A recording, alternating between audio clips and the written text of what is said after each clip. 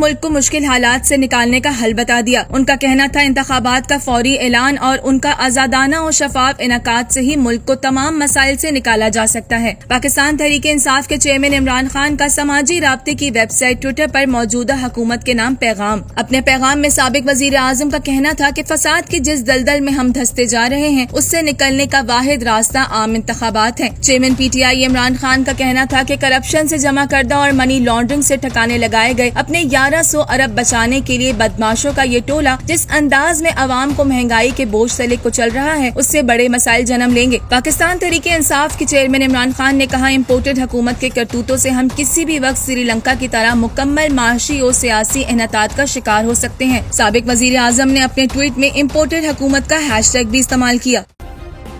Subscribe करें और bell दबाएं ताकि कोई खबर रह न जाए।